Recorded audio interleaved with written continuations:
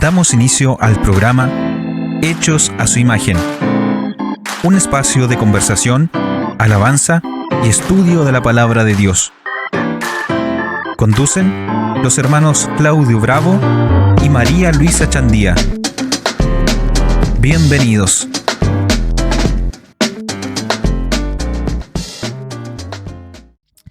Hola, bienvenidos a nuestro tercer programa Hechos a su imagen.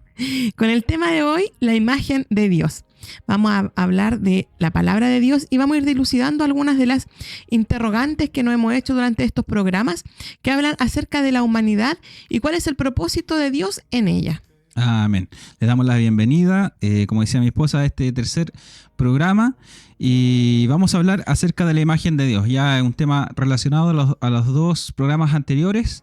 Y hoy día vamos a hablar en sí de lo que es la imagen de Dios. En este caso, la naturaleza del hombre como imagen de Dios. Así que vamos a realizar nuestra primera lectura, que se encuentra en Génesis capítulo 1, versículo 6. Vamos a la lectura, después a la pausa y volvemos. Dice 1:26. Entonces dijo Dios: hagamos al hombre a nuestra imagen, conforme a nuestra semejanza, y señoree en los peces del mar, en las aves de los cielos, en las bestias, en toda la tierra y en todo animal que se arrastra sobre la tierra. Amén. Vamos a la pausa y volvemos. Ya regresamos. Y después de esta pequeña pausa, vamos a comenzar con la primera parte de la imagen de Dios. Vamos a dilucidar a la luz de la palabra algunos versículos que nos van a ir dando respuesta de la imagen de Dios como realidad ontológica. Ontológica. Qué difícil la palabra. Sí. Un poco técnico. Claro, un poco teológico, un poco teórico, pero lo que quiere decir la palabra ontológica, en este caso la imagen de Dios como realidad ontológica en el ser humano, es que nos está hablando acerca de la naturaleza del ser humano. La ontología es el estudio del ser, de la existencia, en este caso del ser humano. Y cuando hablamos de la imagen como realidad ontológica en el hombre, estamos hablando de que el hombre fue creado con esa naturaleza. Ser la imagen de Dios. La naturaleza del hombre en sí, su esencia, es ser imagen de Dios. Cuando comenzamos este programa, hablamos en el primer capítulo acerca del sello de Dios en la humanidad, que es la imagen y la semejanza. Y hablamos algunas características acerca de la imagen de Dios en el hombre, que fueron las características que el hombre es un ser espiritual, un ser moral, un ser intelectual, ¿cierto? Racional. Y también tenía la capacidad o la característica de ser representante, embajador de Dios en la tierra. Veíamos que esas características nos asemejan a Dios y también vimos lo otro, lo contrario, lo que nos separa de Dios, a pesar de que somos imagen y semejanza de Dios. Pero la palabra de Dios nos enseña que nosotros en esencia, en naturaleza, somos imagen de Dios. Fuimos creados a su imagen y semejanza. Ahora, ¿cuál es la percepción que muchas veces nosotros tenemos de nosotros mismos, de nuestra propia naturaleza? Y siendo cristianos, muchas veces nuestra percepción es que somos pecadores, que vivimos en una naturaleza pecaminosa, en una condición pecaminosa. Que tendemos a ir al mal siempre. Claro, que realmente no somos buenos para nada. No, sí somos. Pero hay talento. Tenemos claro, en cierta parte es verdad que vivimos en una naturaleza pecaminosa, heredamos una condición pecaminosa, en parte es verdad. Pero en esencia, la palabra de Dios nos dice que somos imagen de Dios. Nuestra naturaleza en sí es ser imagen de Dios. Ahora, estas características que nosotros vimos en el primer capítulo, como decíamos, el ser espiritual, el ser moral, ético, intelectual, racional, representante de Dios en la tierra, esas características reflejan la imagen de Dios, pero no es en base a esas características que nosotros somos imagen de Dios. ¿Qué quiero decir con esto? Que esas características son resultado de que nosotros somos por naturaleza imagen de Dios. O sea que la imagen de Dios no depende de las características, ni de las funciones, ni de las capacidades que nosotros podamos tener. Eso es lo que nos enseña la palabra de Dios. Entonces ahí se me viene como una idea a la mente en base a lo que yo hago en la vida secular, en mi trabajo, con el tema de la discapacidad.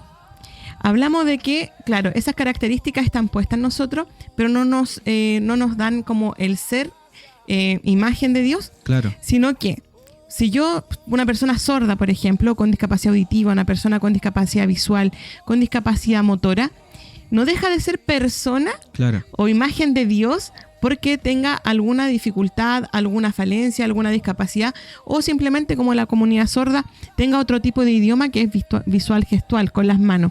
No porque no hable, no porque no vea, no es un ser humano con esta esencia del ser. Claro. No es una persona olvidada por Dios, también es creada, pensada y diseñada por Él.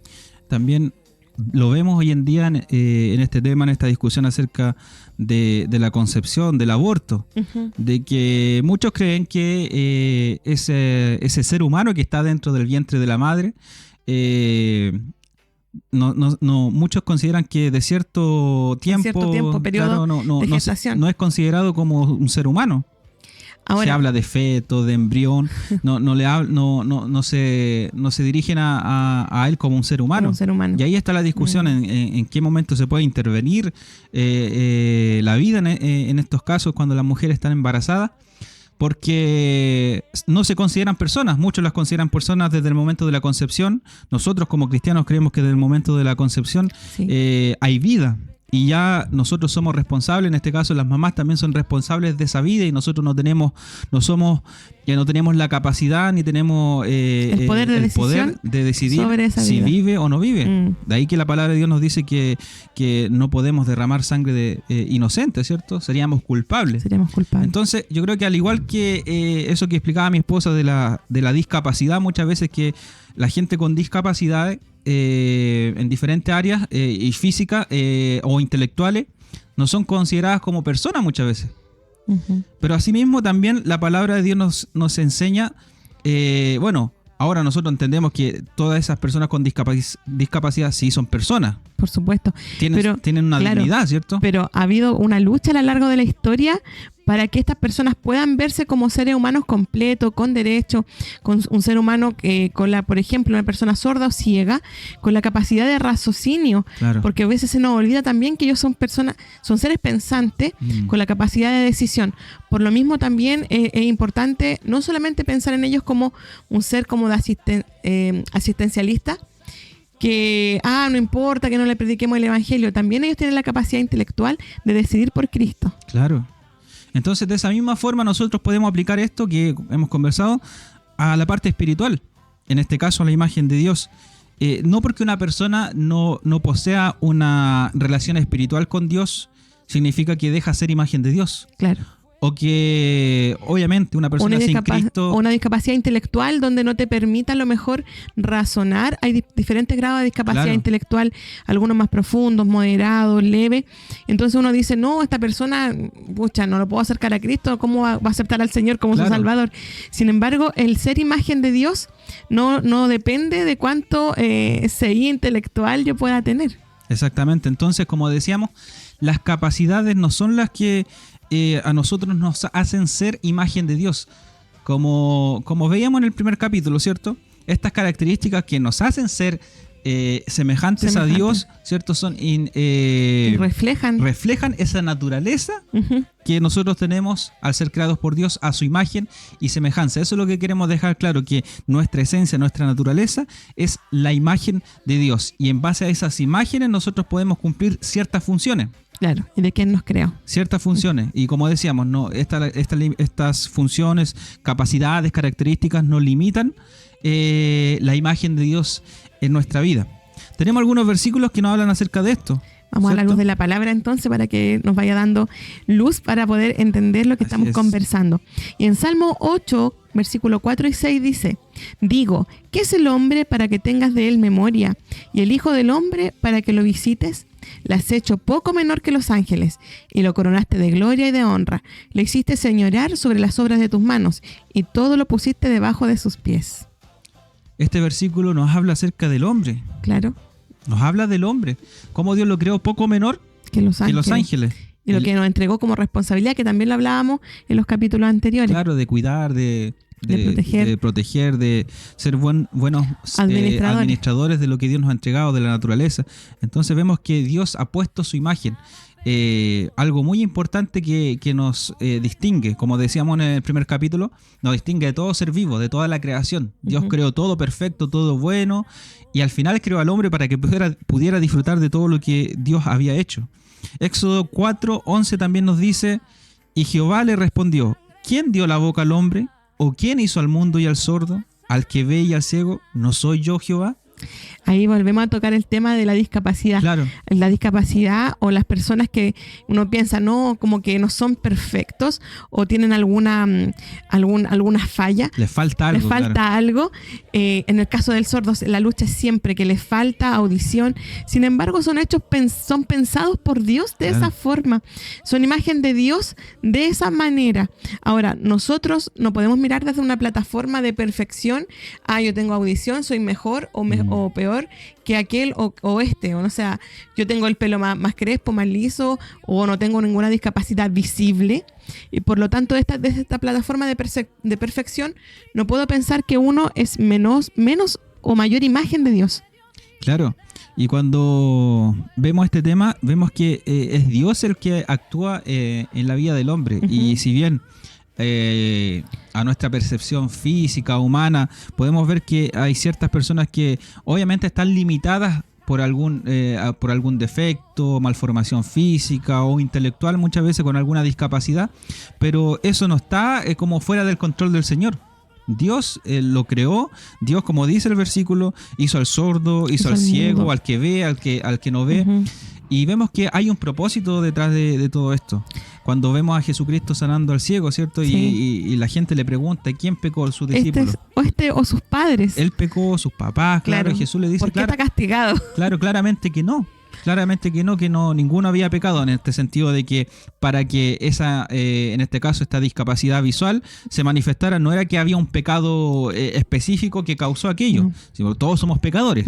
Claro. No es que Jesucristo estuviera diciendo que no había pecado en este hombre, pero sí Jesucristo dice para que la obra de Dios, el poder de Dios, la gloria de Dios se manifestara en aquel hombre. Entonces vemos que las capacidades, funciones, características, en muchos otros pueden ser más evidentes, en otros menos evidentes, pero aún así somos imagen de Dios. Claro. ¿Cierto? También este versículo habla de la soberanía de Dios. También. De entender quién es Él y quiénes somos nosotros en esta relación, lo que hablábamos en otro programa anteriormente. Entonces, estas funciones, como decíamos, capacidades, características, surgen en función a esa realidad ontológica, que somos imagen de Dios. Con o sin capacidades completas, según nuestra percepción. A lo mejor para Dios estamos algunos con algunas cositas más, menos, pero para Él estamos de forma perfecta hechos. Claro. Porque no es un ser perfecto. Con todo esto que decimos que somos imagen de Dios, creados a la perfección por Dios, pero eso no quita la otra parte, que somos herederos de una naturaleza pecaminosa, como decíamos al principio, ¿cierto? Que muchos tenemos recalcamos mucho esta parte, que vivimos en una naturaleza pecaminosa, carnal, apartada de Dios, y muchas veces nos justificamos a través de esto, pero la palabra de Dios nos dice que somos imagen de Dios, pero aún así el pecado distorsionó esta imagen. En el capítulo 3 de Génesis nos habla acerca de las consecuencias del pecado. Nos habla de las consecuencias del pecado tanto para la serpiente, para Eva, para Adán, incluso para la tierra. Todos sufrieron las consecuencias por desobedecer a Dios. Claro, distorsiona la imagen, nos vuelve, a lo mejor nos hace volver la mirada a quien no debiéramos. Sin embargo, no destruye la imagen de Dios. No destruye la imagen de Dios. La imagen de Dios está. Y podemos verlo en algunos versículos bíblicos, por ejemplo, Génesis 9, versículo 6. El que derramare sangre de hombre, por el hombre, su sangre será derramada, porque a imagen de Dios es hecho el hombre. Y esto es muy importante. ¿Por qué vemos este versículo? Porque este versículo está después de la caída del hombre. Este versículo está ya más allá del diluvio universal. Entonces nos sigue diciendo la Escritura que el hombre, que a pesar de ser pecador, claro, Dios ve al hombre como su imagen. El escritor Moisés presenta al hombre como imagen de Dios, y vemos que el hombre había pecado y Dios mandó el diluvio, ¿cierto? Para destruir toda esa humanidad. Estaba harto. Que incluso dice, se arrepintió de haber creado al hombre. Otro día podemos hablar de ese tema, pero vemos que a pesar de esa maldad, a pesar de la gran maldad que dice el capítulo 6 de Génesis, que de continuo el pensamiento del hombre era el mal, tendía a pecar. ¿Por qué? Porque heredó esa naturaleza, esa condición pecaminosa. Pero aún así en el capítulo 9, aún así el escritor y la palabra de Dios nos dice que el hombre es imagen de Dios. Y Santiago 3:9 también nos dice: con ella bendecimos al Dios y Padre, y con ella maldecimos a los hombres, que están hechos a la semejanza de Dios. Ahí está hablando. Nos recuerda también Santiago, quiénes somos y quién nos hizo. Santiago está hablando acerca de la lengua, ¿cierto? Y ahí dice: con ella bendecimos a Dios al Padre, y con ella maldecimos también a los hombres, y que son creados, que están creados a la semejanza de Dios. ¿Se acuerda el versículo 1, capítulo 1, versículo 26 de Génesis? Nos dice: a imagen y semejanza. Y aquí nos vuelve a recordar el escritor Santiago, el hermano sanguíneo de Jesús, nos dice que el hombre es semejanza de Dios. Y ya obviamente en ese momento que escribe Santiago, obviamente ya había pasado mucho tiempo desde que el hombre ya había adquirido, heredado esta naturaleza pecaminosa. Entonces esto es lo bueno que nosotros encontramos en la palabra de Dios, que nos enseña que fuimos creados a imagen y semejanza de Dios. Nuestra naturaleza, nuestra esencia es ser la imagen de Dios. El pecado entró al mundo, ¿cierto? A través de Adán, distorsionó esa imagen de Dios en nuestra vida, pero aún así esa imagen permanece en nosotros. Es que a pesar de eso, la obra de Dios somos una obra tan potente de Dios, como que pienso en eso, que no fue capaz de destruirla. El pecado pudo distorsionar, pudo a lo mejor errar un poco errar el camino para nosotros, pero no fue capaz de destruirla, a pesar de que el diablo viene a matar, a robar y a destruir. No la pudo destruir. Claro. Y tenemos siempre la opción de, a pesar de errar el camino, de tender al mal, siempre tenemos la opción de volver a Cristo y poder mejorar nuestra relación con Él. Así es. Entonces ya tenemos nuestro primer bloque. Esta primera parte. Hablaba acerca de la imagen de Dios como realidad ontológica. No era tan difícil, ¿cierto? No era tan difícil entenderlo, pero es bello entender a través de la palabra de Dios que somos imagen de Dios. Y tenemos un propósito, un propósito que Dios puso en cada uno de nosotros al momento de crearnos. Y eso es bueno porque entendemos que no estamos aquí en el mundo por estar. No estamos de paso en esta vida, no somos resultado del azar, sino que hay un propósito de Dios en nuestra vida, y Dios nos dio una naturaleza potente, ¿cierto? Increíble, y que obviamente el pecado ha querido distorsionar nuestra vida.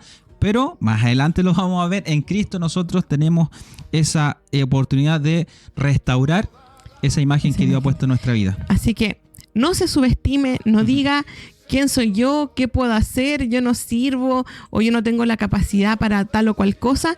Piense que usted está hecho de forma perfecta, pensado por Dios. Amén. Es la imagen de Dios. A lo mejor usted dice: hoy, pero hay gente mucho mejor.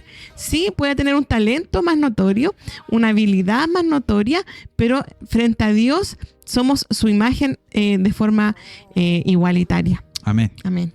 Vamos a la pausa entonces. Vamos a la pausa. Y ya volvemos con nuestro segundo bloque.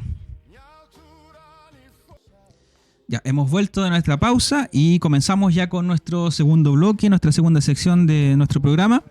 Y vamos a hablar ahora de las implicancias de la imagen de Dios. Hablamos de la realidad ontológica de la imagen de Dios en el hombre. Ahora vamos a hablar de las implicancias de la imagen de Dios, que es parecido a las características que nosotros vimos en el primer capítulo, pero esto tiene que ver más con la función, con la actividad que nosotros realizamos, con lo que nosotros hacemos en nuestra vida cotidiana, colectiva y espiritual.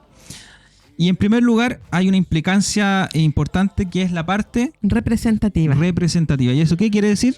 Es la capacidad de gobernar y reflejar a Dios en la tierra. Y eso ya somos representantes. Somos representantes, lo hemos visto, ¿cierto? Ya bastante desde el primer programa, y que nos vuelve a ir a la escritura, al versículo 26 del capítulo 1 de Génesis, que nos dice: entonces dijo Dios: hagamos al hombre a nuestra imagen, conforme a nuestra semejanza, y señoree en los peces del mar, en las aves de los cielos, en las bestias, en toda la tierra y en todo animal que se arrastra sobre la tierra. Amén. Así. Entonces ahí tenemos ya la parte representativa. Somos la imagen de Dios, ¿cierto? Y también la capacidad de gobernar. Ujú. Dios nos dio esa característica a nosotros de representarle a Él como su imagen y también de gobernar. ¿Qué? La creación que Dios hizo y que nos entregó a nosotros para poder administrarla de forma correcta. Entonces, ¿cómo nosotros, esto recuérdelo muy bien, vamos a ver tres implicancias, pero ¿cómo vamos a desarrollar esto? ¿Cómo nosotros representamos a Dios? ¿Cómo nosotros reflejamos a Dios? En tres áreas: en los pensamientos, en las decisiones y en las acciones. Ujú. Entonces nosotros vamos a gobernar, vamos a reflejar la imagen de Dios a través, no tan solamente de la parte visible, sino que también a través de nuestros pensamientos. Ujú. Someter nuestra voluntad, nuestros pensamientos A su propósito. al Señor, claro. Ujú.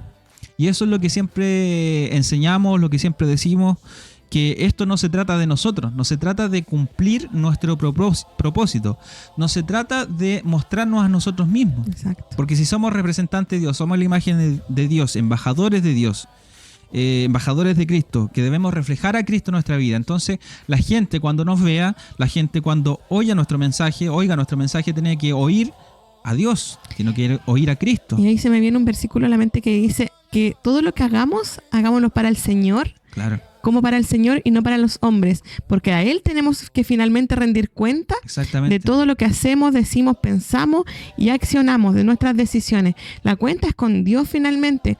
Es que me cae mal mi jefe, es que me cae mal mi compañero de trabajo, es que yo no. Finalmente, todo lo que hagamos en nuestro actuar, quien nos vea, la cuenta de cada una de nuestras acciones, de nuestro diario vivir, es al Señor. Claro. Entonces, cuando nosotros representamos a Dios, cumplimos con esta funcionalidad de ser representante de Dios, la parte representativa, tenemos que hacerlo en nuestros pensamientos, ¿cierto? Ujú. Porque de ahí nosotros vamos a poder, no sé, pensar, poder planificar y eso nos va a llevar a tomar decisiones. Y esas decisiones tienen que ser en pos también de salvaguardar la integridad, el testimonio del Llevar Evangelio. cautivo todo de pensamiento. Cristo. Claro, para que nuestras acciones, Refleje. vamos en pensamientos, decisiones y acciones, reflejen realmente una actitud cristiana, en este Así caso. Porque así nosotros vamos a reflejar a Cristo, vamos a representar a Cristo. También tenemos otra implicancia de la imagen de Dios, que es la parte relacional. relacional. Que esta es la capacidad de vivir en comunión con Dios y los demás. Entonces, ahí se me viene el versículo: en cuanto esté en vosotros, hacer la paz con todos. Con todos. Estar bien Quédense con tranquilo con todos, sí. Claro. La palabra de Dios nos enseña en Éxodo, cuando el pueblo de Israel sale de Egipto, Ujú. llega al monte Sinaí, y en el capítulo 19, capítulo 20 vemos la entrega de los 10 mandamientos. Y los 10 mandamientos nos enseñan, es el decálogo del pueblo de Israel, es la constitución del pueblo de Israel, donde ellos tenían que regirse a través de esos mandamientos que el Señor le había entregado. Ujú. Y eso nosotros lo podemos dividir muy sencillamente en dos. Vemos que los primeros cuatro mandamientos nos hablan de cómo el hombre debe relacionarse directamente con Dios. Con el Señor. Ujú. Son en un sentido vertical, entre Dios y el hombre, ¿cierto? No tener dioses ajenos, Ujú. no cometer idolatría, ¿cierto? No tomar el nombre de Dios en vano, respetar el día sábado, ¿cierto? Tiene que ver El día con de Dios. descanso, claro. Tiene que ver con Dios, pero los siguientes 4. 6 6. Ahí, verdad, ahí me faltó la matemática. mandamientos nos hablan de una Una relación horizontal. que tiene que ver con mi prójimo. No robar, No no matar. matar, obedecer al padre, a la madre, ¿cierto? Honrarlo. Entonces, Ujú. nos hablan de estar bien con Dios y también estar bien. Con nuestros hermanos, con nuestros prójimos. Claro, entonces la palabra de Dios nos enseña que la imagen de Dios nos creó con esa capacidad de vivir en comunión. No tan Ujú. solamente tener una relación directamente con Dios. Cuando hablamos muchas veces hoy en día, si lo aplicamos a nuestra actualidad, nosotros decimos la salvación es personal. Entonces, claro, hay algunos que dicen Sálvate no, solo. Claro. El sálvate yo solo. no tengo nada que ver contigo, yo no puedo hacer más por ti. Más por ti. En cierta parte sí es correcto, pero la palabra de Dios nos enseña que Dios nos llamó a vivir en comunidad. Sí, porque no era bueno que estuviéramos solos. ¿Qué es lo que le dice Dios a Adán? Le dijo en Génesis 2:18, y dijo Jehová Dios: no es bueno que el hombre esté solo, le haré ayuda idónea para él. Y ahí nos encontramos. No era bueno que el hombre estuviera solo. Entonces vemos que Dios creó al hombre con la capacidad de, obviamente, tener una comunión, una relación personal con él, directamente con el hombre, con la mujer, pero también de poder tener que el hombre, la creación, se relacionase entre sí, ¿cierto? Tuviera una comunión. Y eso lo vemos en el Nuevo Testamento cuando Dios vino a predicar el Evangelio, pero no vino a predicar un Evangelio personal, en el sentido de que el cristianismo, seguir a Cristo, se trate solamente de Cristo y yo, y nadie más. Claro, no es un sesgo individual. Claro. Finalmente, en Juan 17:21 dice, para que todos sean uno, como tú, oh Padre, en mí y yo en ti, que también ellos sean uno en nosotros, para que el mundo crea que tú me enviaste. Entonces, el hecho de vivir en comunidad o vivir en tranquilidad con mi prójimo, no solamente va a reflejar el que yo necesito a alguien, sino que va a reflejar el propósito de Dios y que me van a creer que verdaderamente Jesucristo estuvo entre nosotros, claro, porque Él sembró eso. Y habla de la naturaleza, de la esencia en sí. Nosotros fuimos creados a imagen y semejanza de Dios. Ahora, no compartimos la misma naturaleza, no queremos decir que somos Dios, igual que Él, no, pero sí compartimos esa naturaleza en ese sentido de que Dios nos creó en comunión, en unidad, en la capacidad de poder estar, de relacionarnos con los demás, así como Jesucristo decía, así como yo contigo, Padre, somos uno. Claro. La unidad, la comunión. La fraternidad. Claro. Y de hecho la palabra de Dios nos enseña que Dios nos llamó, que Jesucristo fundó una iglesia. Sobre esta roca edificaré mi iglesia. Claro. Y Pablo habla acerca de la iglesia y que todos somos el cuerpo, cada uno de los miembros de la iglesia somos parte del cuerpo de Cristo. Entonces nos demanda a nosotros la palabra del Señor que debemos vivir en comunión. Entonces, si veamos los 3 puntos de cada una de estas partes, en lo relacional, nuestros pensamientos, me cae bien, me cae mal. Nuestras decisiones, no me voy a juntar con esta persona o le voy a hacer daño. Hay gente que realmente maquina pensamientos para hacer daño. Y finalmente las acciones y las actúa. Que nuestros pensamientos, nuestras decisiones, nuestras acciones, lo relacional, nos lleven a cumplir la palabra de Dios y estos 10 mandamientos. Y después mi cabeza se volaba y como que me da ganas de llorar, porque hay gente que dice, oye, pero si la vida no viene con un manual de instrucciones. Y ya yo llevo estos 3 programas estudiando con mi esposo, viendo todo esto, y yo digo, ¿qué instrucción más clara de vida hasta aquí tenemos? ¿Quiénes somos? ¿Cuál es nuestro propósito? ¿Cuáles son las implicancias de nuestra vida? ¿Cómo ir llevándola? Si viviéramos realmente como Dios nos ha creado, al pie de la letra, como Dios nos ha dicho que vivamos según su palabra, nos ahorraríamos tantos dolores de cabeza también o tantas dificultades. Y como estamos hablando acerca de la imagen de Dios, del propósito de Dios a través de la humanidad, vemos que las enseñanzas de la palabra del Señor nos acercan a ser más como Él. Sí, pues. A ser más como Él. Y ahí recuerdo la alabanza de Jaime Murrell que canta... yo quiero ser más de ti. Quiero más de ti. Y eso nos habla, ¿cierto?, de menguar, ¿cierto?, lo del mensaje de Juan el Bautista. Debemos menguar nosotros para poder ser más como Él, porque a eso nos llamó el Señor, a ser como Él. Imagínense, el apóstol Pablo, él no sé si nosotros seríamos capaces de decir las palabras del apóstol Pablo cuando él decía, sean imitadores de mí así como yo soy de Cristo. Porque él reflejaba también la vida de Cristo. ¿Y cuánto tiene que morir de nosotros para poder reflejar la vida de Cristo? Nuestro ego, nuestro carácter a veces, nuestras decisiones, nuestro ímpetu, para poder dejar que Cristo more realmente con su carácter y no con lo que yo creo que está bien o creo que es mi derecho o mi justicia. Claro. Mientras más conocemos de Dios, mientras más conocemos de la palabra del Señor, pasa algo también... algo muy importante, que nos damos cuenta de cuán pecaminosos somos también, de cuán imperfectos somos y de cuánto necesitamos de Dios en nuestros pensamientos, en nuestras decisiones, en nuestras acciones. Y hasta aquí a lo mejor uno podría decir, pero cualquier persona puede reflejar a Dios en la tierra porque es buena persona, porque se relaciona bien, porque es un buen ser humano. Pero viene una tercera implicancia. Claro, y esa es la parte en donde nosotros como seres humanos, como creyentes, como hijos de Dios, tenemos que poner en práctica. Y esa es una parte que tiene que ver con la misión del ser humano, que tiene que ver más con la parte práctica. Nosotros fuimos creados para vivir en obediencia y en adoración al Señor. Y eso es muy importante, es la parte misional, lo podríamos decir así. Romanos 12:1 nos dice lo siguiente, lo voy a leer yo Sí, Así que, hermanos, os ruego por las misericordias de Dios que presentéis vuestros cuerpos en sacrificio vivo, santo, agradable a Dios, que es vuestro culto racional. Y bueno, aquí podemos ver características de la imagen de Dios, lo racional, ¿cierto? Lo intelectual, con conocimiento, santo, la parte moral, la parte ética, ¿cierto? Entonces vemos que el apóstol Pablo nos dice que debemos presentar nuestros cuerpos en sacrificio vivo, o sea que nuestra vida, nuestra esencia, nuestro ser, todo lo que nosotros somos, alma, cuerpo y espíritu, cuerpo y nefesh, mente, corazón, espíritu, todo nuestro ser debe estar en completa obediencia y adoración al Señor. Todo lo que hacemos apunta a esto, a la obediencia, ¿cierto? Pero también a la adoración a Dios. No tan solamente en actos de alabanza, de cánticos, de oraciones públicas quizás, sino que también en toda área de nuestra vida nosotros podamos obedecer y adorar, porque esa es la misión y el propósito con el cual Dios nos ha creado.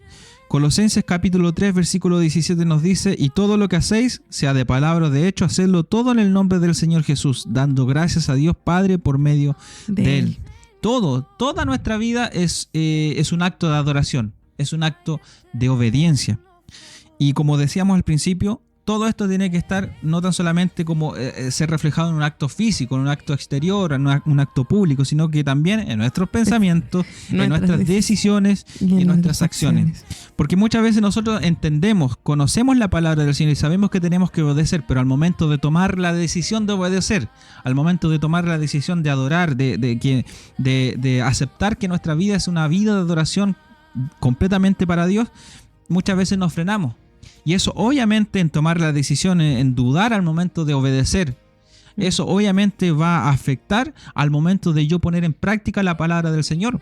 Por eso Jesucristo le decía a sus discípulos, a la gente que le escuchaba, refiriéndose a los fariseos: hagan lo que ellos dicen, pero no hagan lo que ellos hacen. ¿Cierto?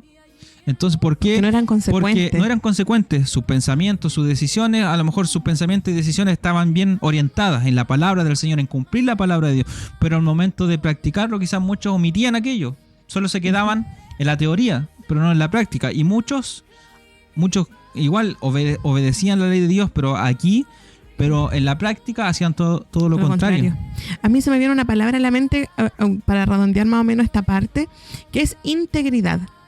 Integridad en nuestro pensamiento, porque ahí el pensamiento, uno a lo mejor piensa y cree que nadie, evidentemente nadie lo ve el pensamiento, pero Dios sí lo ve. Así en nuestras decisiones, yo lo decido y a lo mejor al momento antes de la acción, mi decisión y mi pensamiento nadie lo supo, pero el Señor sí. Por lo tanto, la integridad nos llama a hacer las cosas bien, aunque nadie me oiga, nadie me vea y nadie lo sepa.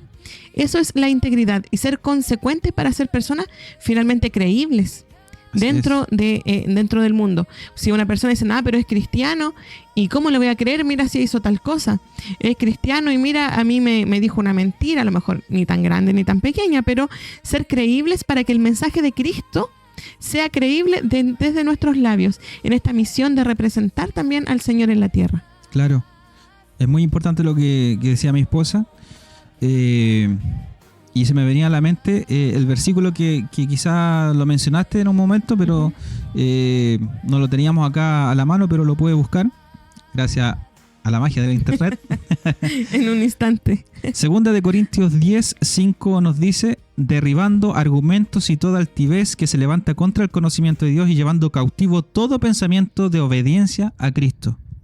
Y eso es muy importante porque porque para poder reflejar a Cristo, para poder representar a Cristo, para poder vivir esa vida en comunión con los demás, manifestando la imagen de Dios en nuestra vida, y para poder cumplir esa misión con la cual Dios nos creó, de ser adoradores, de ser obedientes, de vivir una vida de obediencia, tenemos que llevar nuestros pensamientos cautivos, nuestra voluntad. Ujú. Aquí no están solamente los pensamientos que se nos pasan por la mente, sino que todo nuestro ser por completo, como Nuestro veíamos, impulso. como veíamos en el capítulo 2, ¿cierto? Cuando hablamos del alma, que todo nuestro ser, ¿cierto? Todo nuestro ser Debe adorar al Señor, debe ser obediente al Señor. Hace poquito me tocó predicar en la iglesia y predicar acerca del sacrificio o sea, cuando Abraham iba a sacrificar a su hijo Isaac por ordenanza de Dios. Y hablaba acerca de las demandas de la fe. Ese era el tema que hablaba acerca de en relación a esta historia del Antiguo Testamento, porque Abraham, obedeció al mandato de Dios, a pesar de que yo creo que había una contradicción en su mente, que Dios le había entregado un hijo, a pesar de que su esposa era estéril, eran ancianos, y Dios le dio un hijo en su vejez, ¿cierto? Ujú. Y después se lo pide en sacrificio. Abraham, independiente de todo lo que a lo mejor pudo haber pensado en aquel momento, se le pudo haber pasado por la mente, él obedeció. Entonces vemos que la fe demanda que nosotros llevemos cautiva nuestros pensamientos, toda nuestra voluntad a la voluntad de Dios. Y dice la Escritura que Abraham fue y llevó, y hasta el último momento él estaba decidido.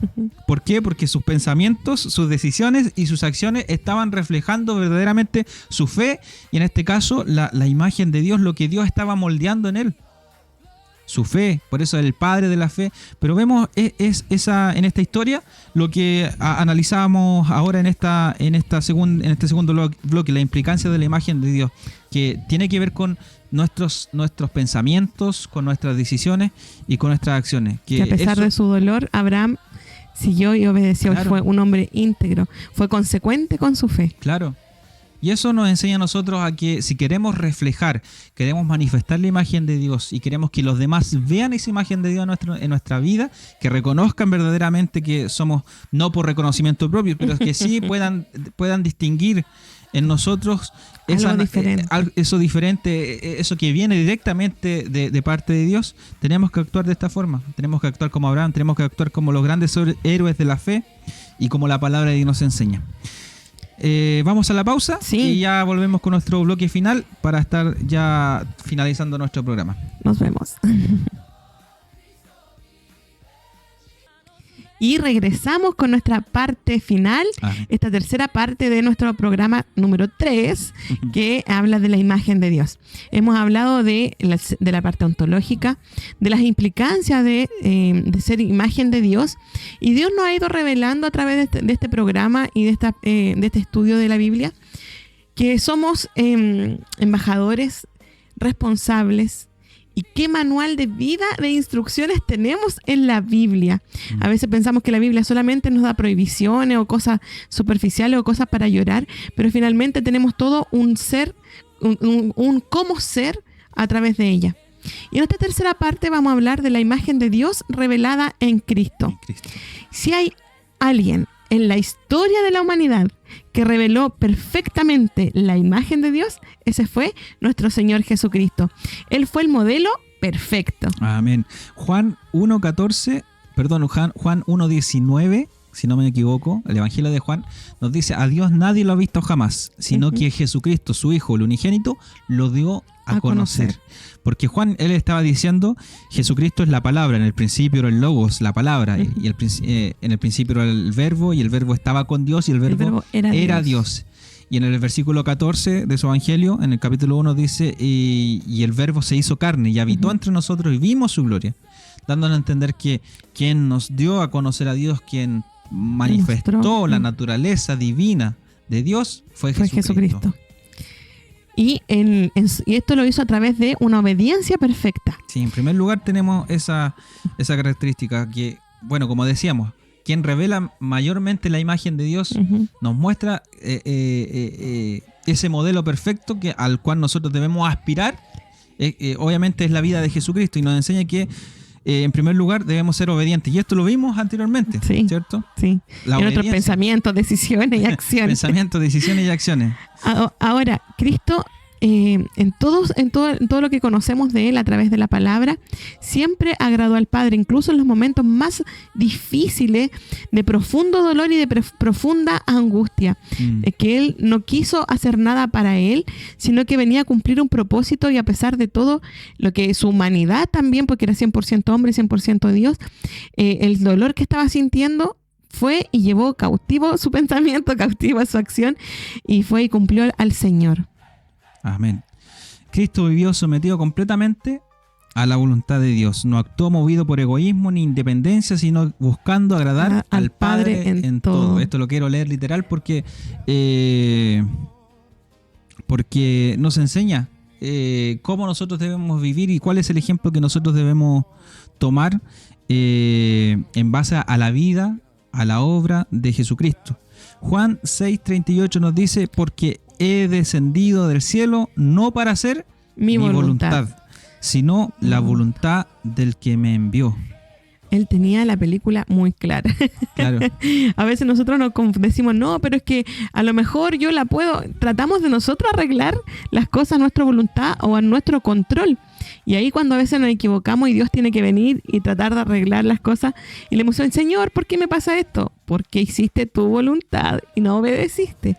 Jesucristo estando aún en momentos antes de la cruz, ¿cierto? En el Getsemaní, donde Él clama al Padre, tiene este momento de comunión con Dios, un momento de intimidad con Dios, porque se acercaba la hora donde Él sería entregado, sería arrestado y posteriormente sería crucificado. Una hora muy angustiante para Jesucristo, tan angustiante como dice la Escritura, que sus sudores eran como gotas de sangre.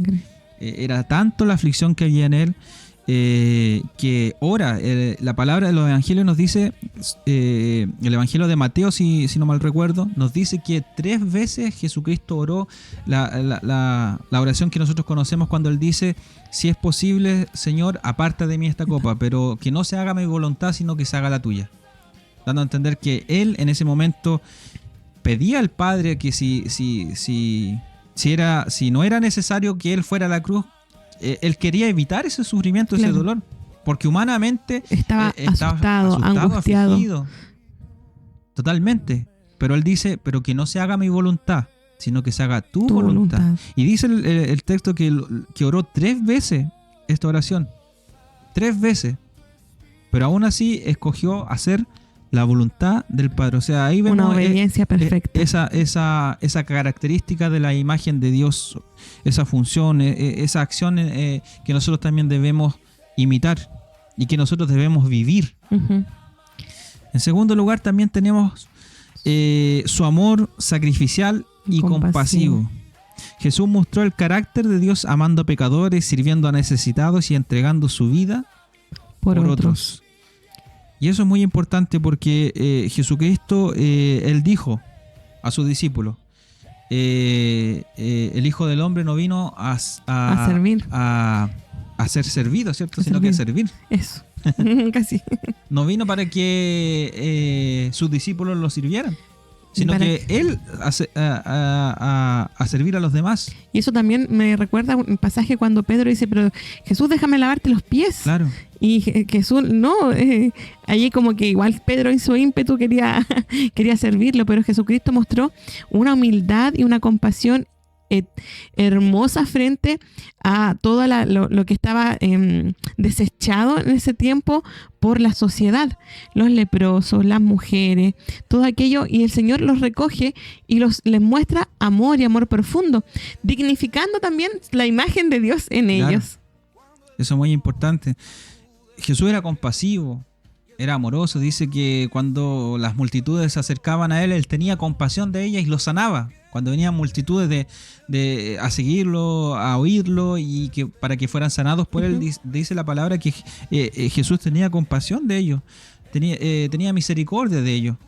Y eso nos da a entender a nosotros que también nosotros debemos vivir de esa forma. A lo mejor nosotros vemos la imagen de Dios como las cosas perfectas, que somos representantes de Dios en la tierra, tenemos esa parte intelectual, somos seres racionales, por sobre todo los seres vivos creados. pero también vemos la otra parte, la parte que tiene que ver con nuestros deberes, ¿cierto? Que a nosotros no nos gusta. Hablamos de los beneficios, de nuestros derechos, pero no de los deberes que nosotros debemos cumplir. Y en Efesios 5:2 dice, y andad en amor, como también Cristo nos amó y se entregó a sí mismo por nosotros, ofrenda y sacrificio a Dios en olor fragante. Cristo fue el sacrificio perfecto, ¿cierto? Y de hecho el sacrificio claramente lo vemos en la cruz de Jesucristo, pero también Él se humilló. Dice Filipenses que Él se humilló hasta lo sumo tomando forma de hombre. Si nosotros nos ponemos a pensar, también el sacrificio de Cristo fue el venir y tomar forma de hombre, de venir a nacer como un hombre, ¿cierto? A pasar hambre, a pasar frío, a tener tristeza, a llorar, claro, ser odiado.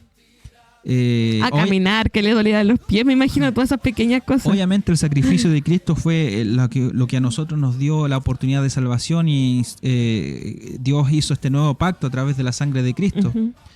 Pero también vemos su vida, una vida de servicio, de sacrificio. Él mismo le decía a sus discípulos, si ustedes quieren seguirme, tomen su cruz, niéguense a sí mismos, tomen su cruz y síganme. Niéguese a sí mismos. Porque Jesús no les ofrecía ni techo, ni comida, ni nada. El que quería seguir a Jesucristo tenía que entender que era una vida de servicio, de sacrificio. Así que tenemos ya dos características importantes de que revelan, nos enseñan acerca de la imagen de Dios, y obviamente nos hablan de Cristo como ese modelo perfecto de la imagen de Dios. La obediencia perfecta al Padre y su amor sacrificial y compasivo. Bueno, y también en el amor sacrificial y compasivo, antes de pasar a punto 3, también cuando los niños se acercaban, dejar a los niños venir a mí. Entonces habla de un amor sano, de un amor genuino, de un amor honesto, que incluso los niños querían hablar con él. Así es. Y en el punto 3 dice que otra característica, su santidad y pureza moral. Cristo reveló perfectamente la santidad divina, vivió sin pecado y rechazó toda forma de maldad. Wow. Eso es importante. La palabra de Dios nos dice que Jesús fue tentado en todo, pero sin pecado, no pecó. Imagínense, nosotros somos tentados a diario y diariamente cedemos a la tentación. No es que nosotros podamos decir, la semana pasada caí en la tentación. La semana pasada me pasó esto, caí. No, diariamente nosotros pecamos. Y pecamos, podemos decirlo, en nuestros pensamientos, en nuestras decisiones y en nuestras acciones. A lo mejor uno dice, no, pero es que yo no lo hice, no hice tal cosa. Pero usted lo pensó. Claro. A lo mejor lo pensó y ya... Y ahí podemos ver que en Jesucristo encontramos ese modelo perfecto de santidad, de pureza, de santidad moral, ¿cierto? De cómo Jesucristo vivió una vida perfecta. Uh-huh. Y nos insta a nosotros a poder seguir también su ejemplo. Y vemos en la Escritura que Jesús vivió esa vida perfecta, pero no aislado de los demás. Exacto. Como decíamos, también una característica relacional, ¿cierto? Una implicancia de la imagen comunidad de Dios, que Jesucristo también tenía una relación con el Padre, directamente con Él, se apartaba a orar, pero también tenía esa comunión con los demás y no hacía distinción. ¿Por qué? Porque Él sabía que el pecado que estaba en ellos distorsionaba la imagen de Dios, pero seguían siendo imagen de Dios. Por eso Jesucristo se juntaba con publicanos, ¿cierto? Que eran traidores a la nación judía, con mujeres, ¿cierto? Que no tenían muy buena reputación. Sí. El hecho de que Jesús haya hablado con la mujer samaritana, el hecho de hablar con una mujer ya era considerado algo no muy bien visto, y además con una mujer que había tenido un pasado no muy bueno también, ¿cierto? Con 5 maridos. Claro, pero aún así vemos que Jesucristo apunta a la esencia, a lo que hay dentro, lo que siempre nosotros predicamos. Dios no mira nuestras apariencias, y claramente Dios no mira nuestras apariencias, ve lo que está en nuestro corazón, en nuestro interior. Ve lo que Él creó. Y hay compasión. Sí. Por eso, porque lo que decías tú, ve lo que Dios creó. ¿Y qué es lo que Dios creó? Su imagen. Dios puso su imagen en nosotros. Cada uno. Y eso es lo que Dios apunta. Y de hecho, la mujer samaritana fue la primera evangelista, la primera misionera que el Señor encomendó a predicar, porque Él le dijo que vaya y le contara a los demás. Y esta mujer fue y contó. Le contó a todos. Vengan a ver el hombre que me ha contado, me ha dicho toda mi vida, ¿cierto? Entonces, Esta mujer comenzó a predicar el evangelio. Entonces él vivió en santidad y pureza moral. Y en 1 de Pedro 2:22 dice, el cual no hizo pecado, ni se halló engaño en su boca. Él jamás dijo ni una mentira blanca. Claro. Y por eso nos da autoridad a nosotros para poder tomar sus palabras y nosotros poder apropiarnos de esas palabras y poder hablar a la gente que no conoce al Señor, de poder predicar, de poder dar un consejo, porque si Él lo dijo y si en su boca no hubo engaño, no hubo mentira, siempre hubo verdad, integridad en su actuar, en su manera de vivir, nosotros también podemos estar confiados, seguros de que esas palabras que Cristo predicó, esa vida que Cristo llevó, también es digna de imitar, también es digna de replicar. Y nosotros podemos enseñar acerca de eso. Entonces ahí tenemos otra característica, su santidad y pureza moral. También tenemos su humildad y servicio. Aunque era Señor, Jesús sirvió a otros y no buscó exaltación personal. Marcos 10:45 nos dice, porque el Hijo del Hombre no vino para ser servido, sino para servir y para dar su vida en rescate por muchos. Y esto ya lo habíamos conversado, ¿cierto? De que Cristo, Él no vino como muchos lo esperaban. El Evangelio de Mateo nos habla acerca, presenta a Jesucristo como el Rey, como el Mesías, pero en su tiempo el pueblo de Israel esperaba un Mesías, a un Rey, ¿cierto? Que con espada los librara del yugo de la esclavitud del Imperio Romano, que venciera a todos sus enemigos y que exaltara a Israel por sobre todas las naciones. Claro, venían que el pueblo esperaba como una sed de venganza. Una revuelta, claro, en su tiempo. Pero Jesucristo, Él vino a instaurar un reino espiritual. Y Él vino a servir. Y eso yo creo que para muchos era totalmente contradictorio. Aquellos que creyeron en su palabra, en su mensaje, los discípulos, yo creo que estaban muy contradecidos al ver a este rey prometido, al Hijo de Dios, al Cristo, al Hijo del Dios viviente, lavándole los pies. Y tan humilde, y tan compasivo, no teniendo casa, no teniendo un palacio, naciendo en un pesebre. ¿Qué figura más diferente tuvieron que internalizar para poder creer que era el Mesías? Él dice en Mateo 11:28, aprender de mí, si no me equivoco, 11:28, dice, todos los cansados y trabajados, ¿cierto? Que yo os haré descansar, ¿cierto? Llevad mi yugo sobre vosotros, porque ligera es mi carga, mi yugo es fácil y ligera mi carga. Y aprended de mí, que soy manso y humilde de corazón, y hallaréis descanso para vuestras almas. Él era humilde y realmente vivió una vida de humildad. Y en el punto 5, pasando a otra característica ya de Cristo, encontramos que Él refleja la imagen de Dios a través de su comunión constante con el Padre. Así es. Jesús vivía en dependencia, oración y comunión continua con Dios. Y esto lo vemos en Lucas 5:16. Mas Él se apartaba a lugares desiertos y oraba. Como decía también hace un ratito atrás, el sacrificio de Cristo también conlleva el hecho de que Él haya venido al mundo, ¿cierto? Como dice Filipenses, él siendo en forma de Dios no escatimó el ser igual a Dios como cosa que aferrarse, sino que vino, tomó forma humana, se humilló hasta lo sumo, ¿cierto? Vivió como nosotros, ¿cierto? Vivió aquí en la tierra. Pero Él también al vivir aquí con nosotros, al encarnarse, ¿cierto? Y vivir como un hombre, también Él necesitaba esa comunión con la cual Él ha vivido eternamente. Claro. Juntamente al Padre, esa cercanía la Trinidad, de papá, ¿cierto?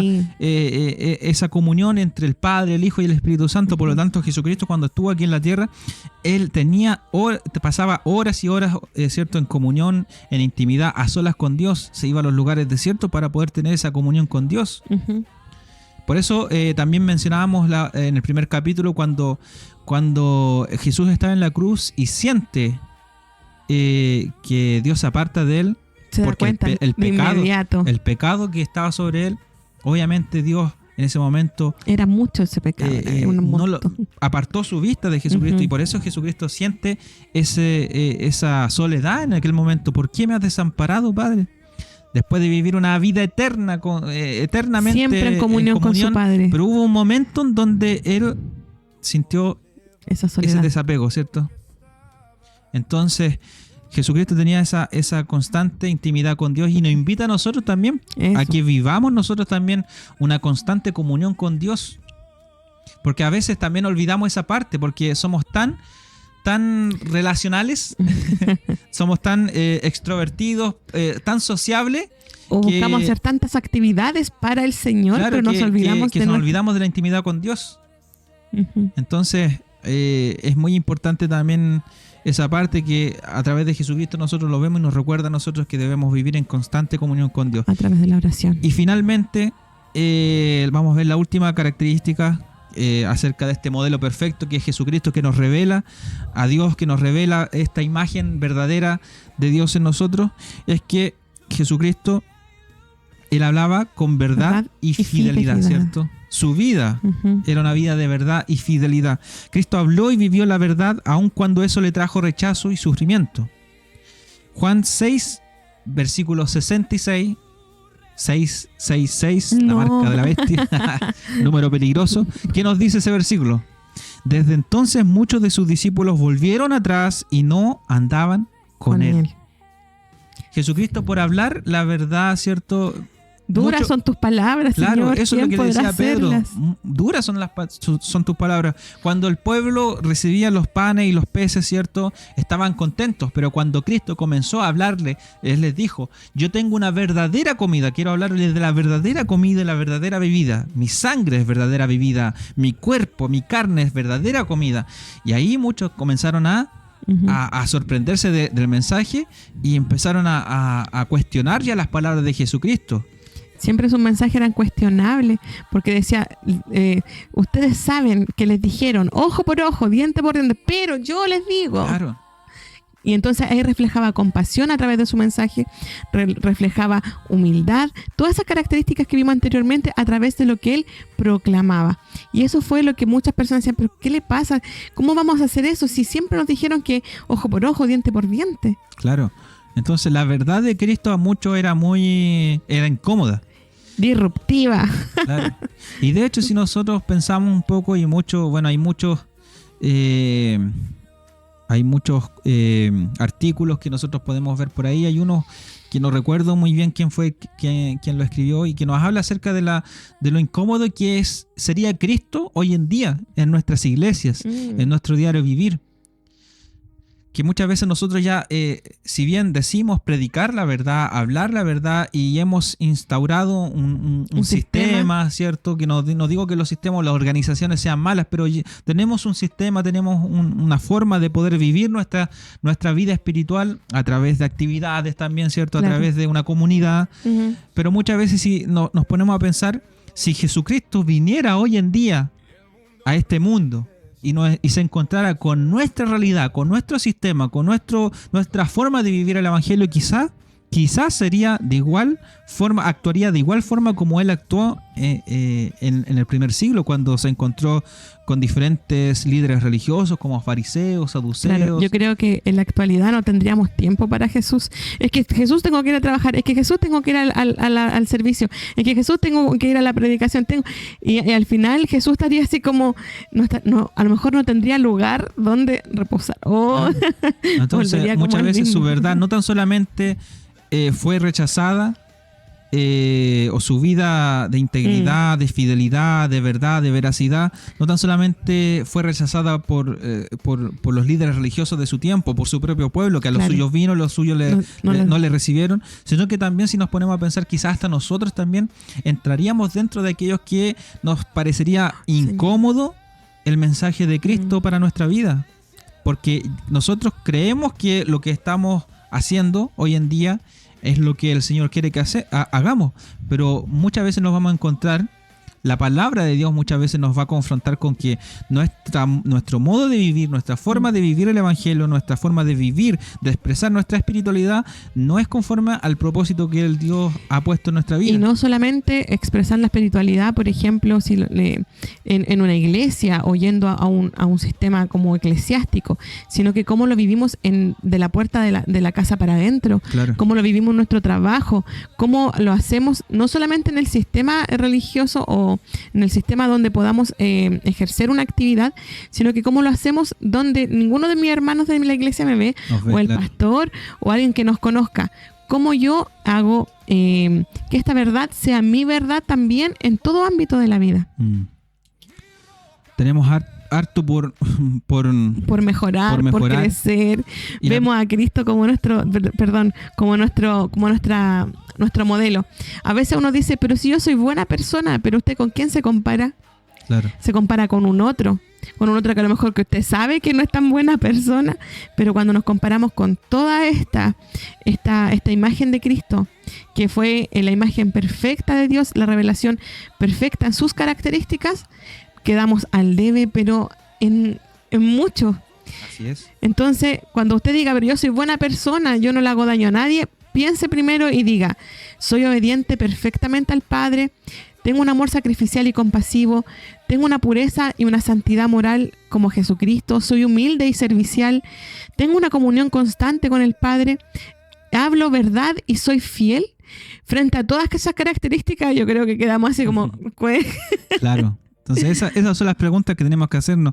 ¿Verdaderamente reflejamos la imagen de Dios? Y en este caso, ¿verdaderamente reflejamos a Cristo en nuestra vida? Somos imagen de Dios, pero a veces no la reflejamos. Claro. Y para terminar, quiero leer el versículo de Hebreos cuando nos dice, Hebreos capítulo 1, versículo 3. Bueno, quiero leer del 1 al 3. Nos dice, Dios habiendo hablado muchas veces y de muchas maneras en otro tiempo a los padres por los profetas, en estos postreros días nos ha hablado por el Hijo, a quien constituyó heredero de todo y por quien asimismo hizo el universo, el cual siendo el resplandor de su gloria y la imagen misma de su sustancia y quien sustenta todas las cosas con la palabra de su poder. Sigue el versículo ahí más adelante, pero ahí nos habla acerca de Cristo, que es la imagen misma de su sustancia, la imagen de Dios, la imagen perfecta de Dios. Si se recuerda, le dije que claramente nosotros no compartimos la misma naturaleza con Dios, pero sí Jesucristo comparte la misma naturaleza con Dios, ¿cierto? Porque Él y el Padre son uno. Y también comparte y nos enseña esa naturaleza, esa imagen de Dios. Así es. ¿Cierto? Que ahí también está en nosotros. Entonces, nuestro modelo perfecto a quien nosotros debemos seguir y debemos tratar de imitar y debemos seguir siempre es Jesucristo el Señor. Así es. Para poder alcanzar y vivir de forma plena la imagen de Dios en nuestra vida. Tremenda tarea ahora nos llevamos. Amén. Así que ya con esto terminamos ya nuestro tercer capítulo. Exactamente. De este programa Hechos a su imagen, que queremos seguir avanzando, que usted nos acompañe y como siempre le decimos, véanos a través de las redes sociales, la televisión digital, a través de la radio también, que nos pueda estar sintonizando. Y bueno, les esperamos en un próximo capítulo de nuestro programa y... Hasta aquí hemos llegado. Pero digámoslo. Este programa Hechos a su imagen. Nos vemos la próxima semana. Hasta luego. Chao.